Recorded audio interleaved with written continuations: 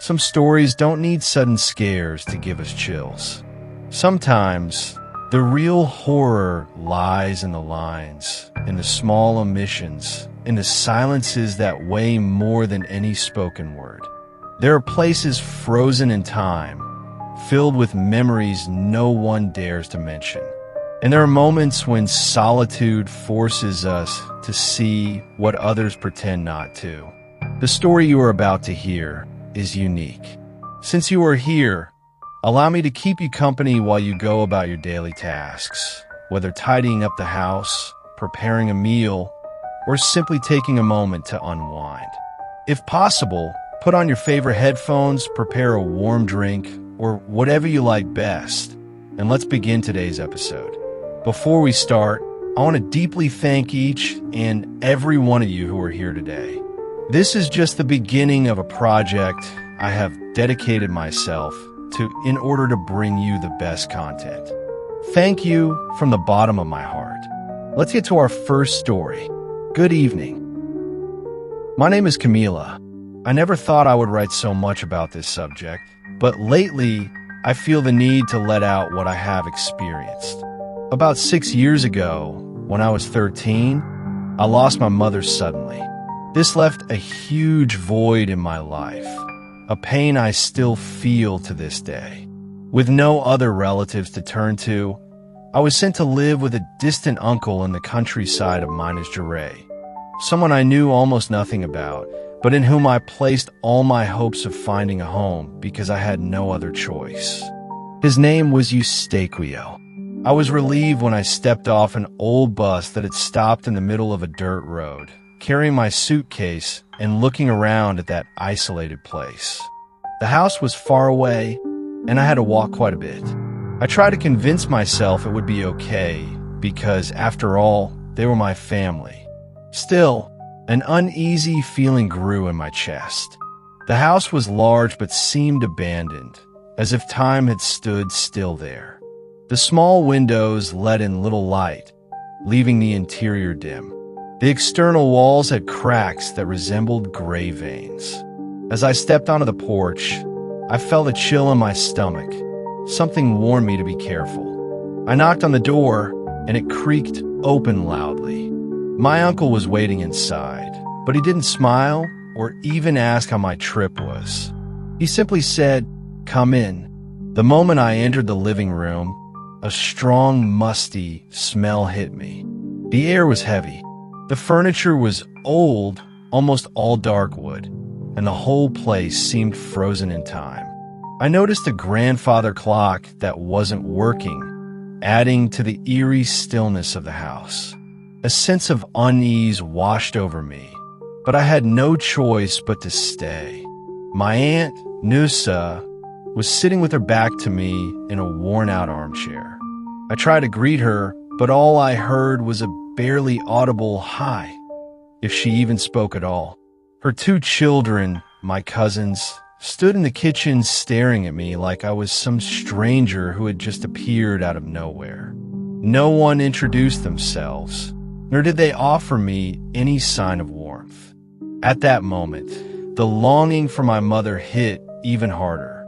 She had always been affectionate with me, but I swallowed my sadness and tried to remain calm, believing things would improve with time. My uncle led me through dim hallways, past closed doors I dared not open.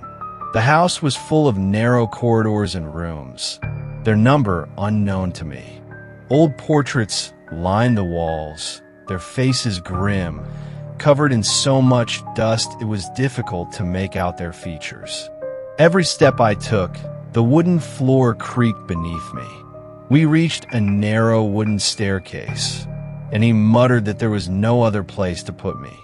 He nodded toward the steps, indicating for me to go up. I thought it was just an attic for storing junk, but I soon realized this was where I was meant to sleep. I climbed the stairs, embarrassed and uneasy. Each step groaned loudly, and the smell of dust mixed with a horrible mustiness.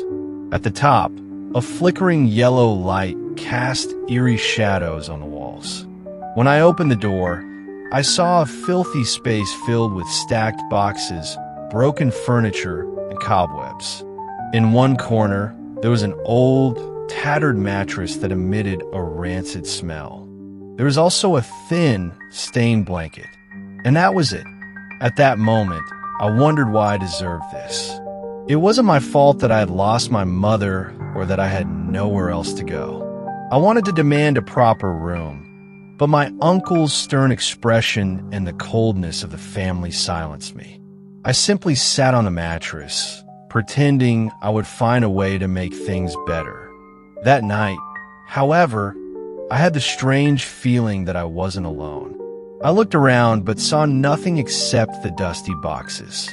My heart pounded, but I tried to convince myself everything was fine. I slept terribly that first night. Every little noise startled me awake. The wind slipping through cracks, making sounds like mournful whispers. Sometimes I heard footsteps downstairs, but I couldn't tell if they were real or just my fear playing tricks on me. I only managed to fall asleep near dawn, utterly exhausted and consumed by my grief. The next morning, I woke up early and found my uncle in the kitchen, drinking coffee. My cousins were eating bread with butter, and my aunt was washing dishes without even glancing at me. I tried to say good morning, but all I got were a few grumbles. The atmosphere was tense, as if I were a burden. I sat in a corner and only heard my uncle say, "There's bread if you want." When I took some, I noticed it was nearly stale while my cousins ate plenty. I stayed quiet, not wanting to stir trouble. Then my uncle ordered me to help my aunt in the kitchen clean the yard and organize the tool shed. "Don't just sit around," he said sternly. I spent the whole day doing as I was told. While washing the dishes, I felt my aunt watching me out of the corner of her eye, always with that cold, unreadable expression. My cousins would occasionally walk by, grab something, and then leave, laughing as if mocking me. By afternoon, I was outside tidying the yard, which had an old stone wall covered in moss, and then I organized a shed filled with rusted tools and paint cans. My uncle observed me from a distance, his face perpetually disapproving, as if everything I did was wrong. When night came, they sent me back to the attic immediately after dinner, which was simple and strictly portioned. My uncle spoke in a harsh tone. "Go upstairs and stay there. I don't want anyone wandering around the house at this hour." I felt angry and humiliated, but I was too afraid to argue. So I climbed the stairs. The attic seemed even darker than before. I placed a wobbly chair against the door, fearing not just my family, but also that unsettling presence I'd sensed. And in the dead of night, the noises returned. Footsteps, creaks, whispers. It sounded like someone was calling my name, but it was distorted. I froze in fear.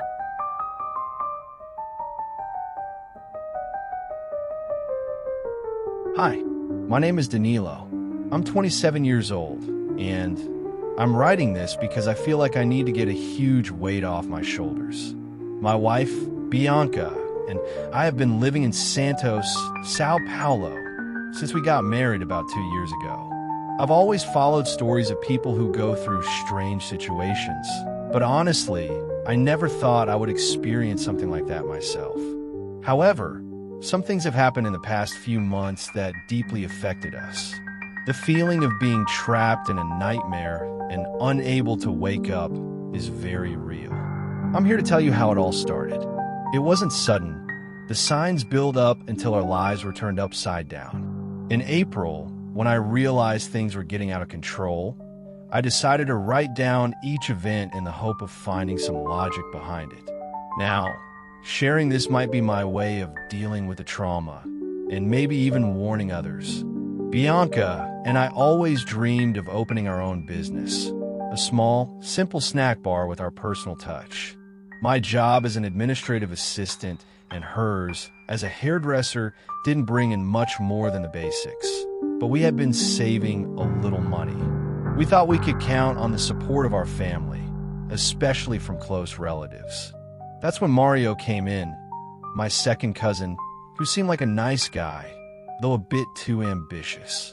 He started talking about a partnership, promising help with contacts and even a small investment. We were excited, full of hope. Today, I would give anything not to have accepted his help.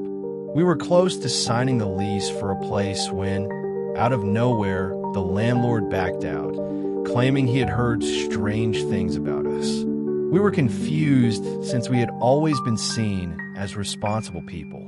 Shortly after, rumors started spreading about Bianca being unprofessional, about me being in debt. These rumors were oddly specific and spread way too fast, as if they were part of a coordinated attack. I was almost certain they came from someone who knew us well. I tried to argue, but the more I spoke, the less people believed me. Some even asked if I was getting paranoid. But it was obvious something strange was happening. The first fights between Bianca and me started around this time, purely out of stress. Her clients suddenly disappeared.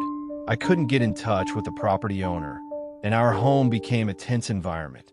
We started having health issues, insomnia, night sweats, waking up disoriented. During an argument, Bianca asked me if I didn't find it strange that Mario had disappeared just when all the trouble started. I tried to give him the benefit of the doubt, but the thought stuck in my head. I tried calling him, texting him on WhatsApp. He saw the messages but didn't reply. Well, I decided to go to his house. The reception was terrible. His mother, Aunt Denise, answered the door with a clearly uncomfortable expression, saying Mario wasn't home, even though his car was parked out front. The feeling of not being welcome was awful. We left without answers, and that night, Bianca had her first severe migraine attack, something that had never happened before. To make things worse, we found out that another relative, also Mario's cousin, was spreading even worse stories about us. They said we had scammed people to raise money and that we owed money all over town. I couldn't believe it, but people bought into the rumors without question. Bianca started having sudden, fainting spells at the salon. Clients got scared and avoided her, as if we had some dark cloud hovering over us. That's when we started considering the possibility of envy, bad energy, or even a curse. Although I'm a skeptic, Bianca was desperate to find a way to improve our situation. She suggested visiting a well-known spiritual healer. I went reluctantly, but deep down, I felt we needed help. I remember the woman looking at us and asking us to sit down.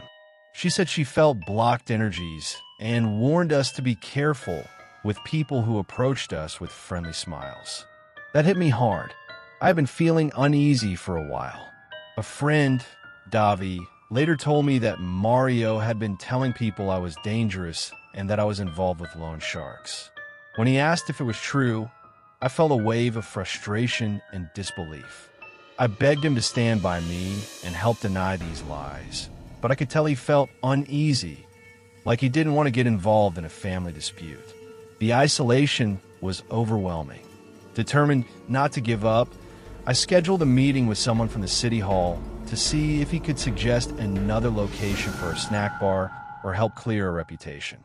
The night before the meeting, I woke up to Bianca crying, sweating, and saying she saw shadows and heard noises in our room. If it was just nerves, that would be one thing, but she genuinely seemed terrified. I went to the meeting alone since Bianca was too weak to leave the house. My contact at the city hall suddenly changed his attitude and didn't want to be involved, saying he had heard stories about us and preferred to stay out of it. I went home feeling uneasy, only to find a strange package in our mailbox with no sender information. Inside was a black cloth wrapped around a small cracked clay doll with a strong, rotten or burnt smell. I threw it all away, but the chill it gave me was impossible to ignore. Bianca got sick immediately, nauseous, trembling.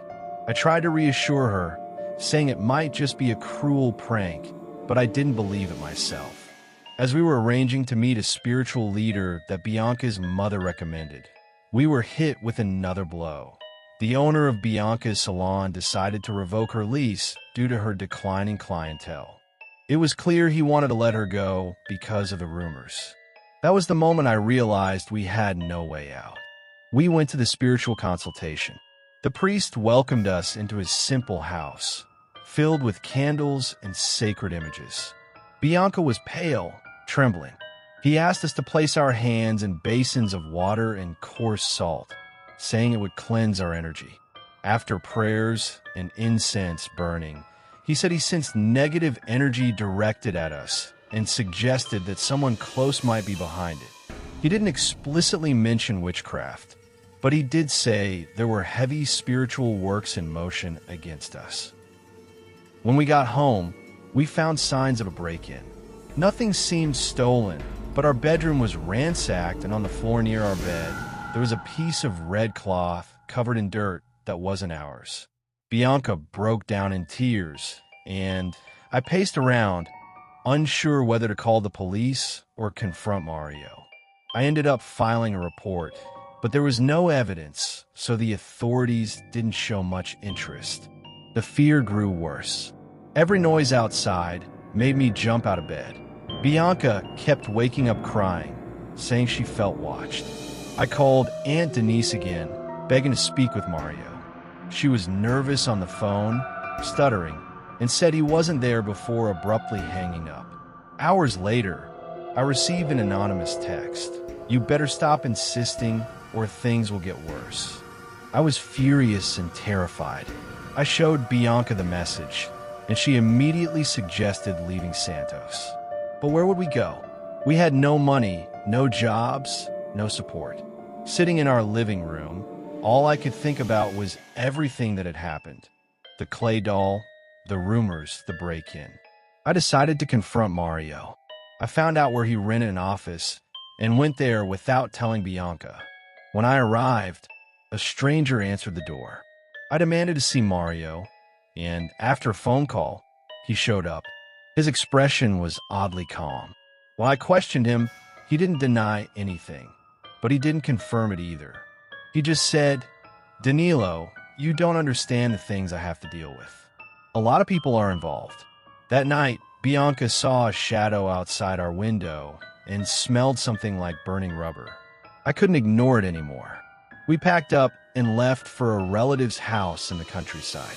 To this day, I don't know exactly what Mario was involved in, but every time I remember his cold tone, a shiver runs down my spine. Sometimes, the greatest danger comes from where you least expect it, even your own family. If you ever feel something is off, trust your instincts. And if you need to walk away from someone toxic, don't hesitate. Your well-being may depend on it.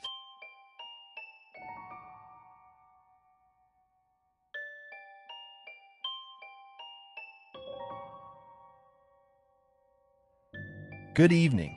I was never one to share my stories, but what happened to me still hasn't left my mind. I thought it would be good to share with someone. I live in the countryside of Maranhão in a small community, and I've always worked on the farm. About 2 months ago, I went through something that still gives me chills. I was never much of a believer in ghost stories, but I also couldn't ignore the reports of people disappearing in that damn swamp. The worst part is that, despite knowing all of this, I decided to take a risk out of sheer stubbornness. I was in a hurry to get home after a long day working in the fields and thought cutting through the swamp wouldn't be a problem. Now, I regret every step I took in that place. My name is Joao. I'm 48 years old, and I've lived off agriculture for as long as I can remember. Waking up before sunrise and only returning home after nightfall never bothered me.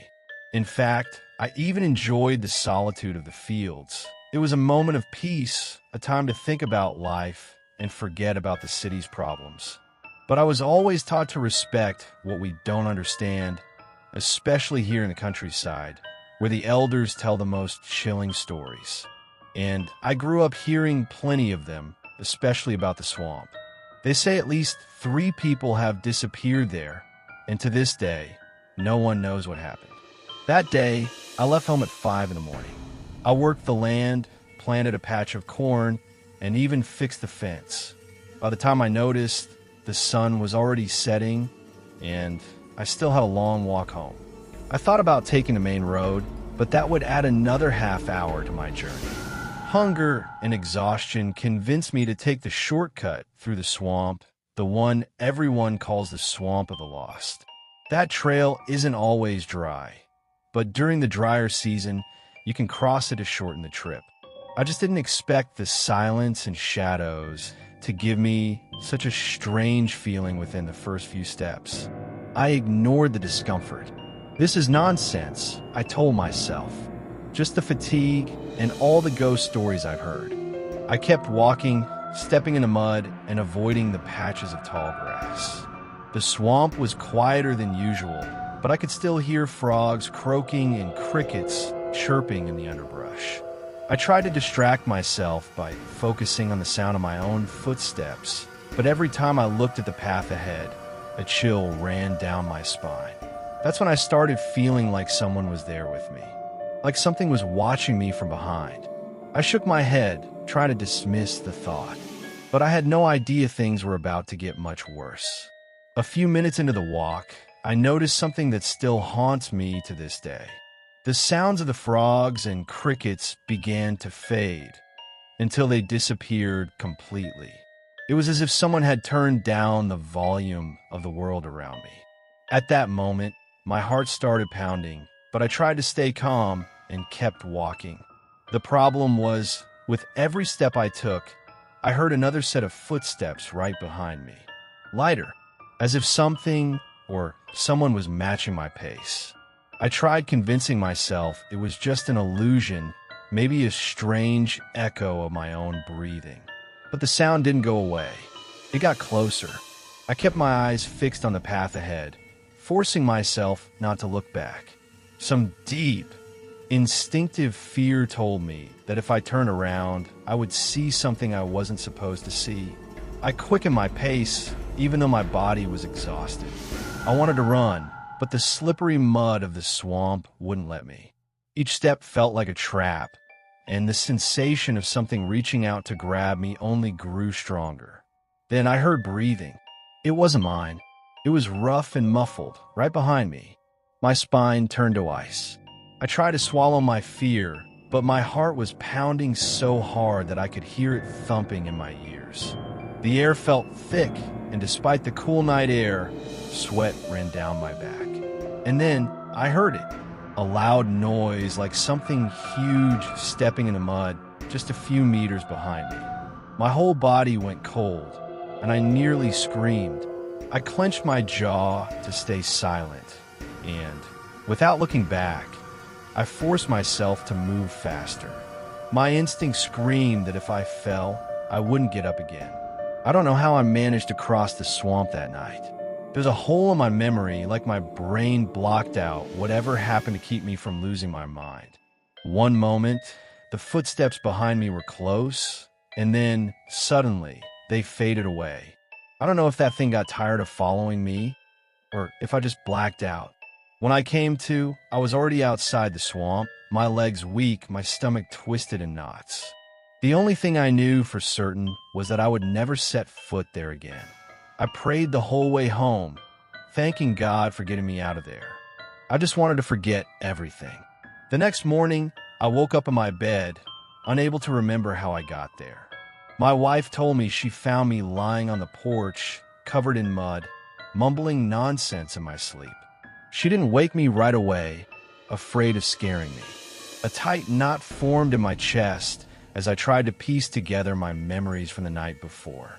All I could recall were flashes of the swamp, the crushing silence, and that presence stalking me. After drinking a strong cup of coffee, I gathered the courage to go back to the swamp's entrance. I thought I had left some of my tools behind, but when I got there, I saw my boots soaked in mud near the trail. The strangest part?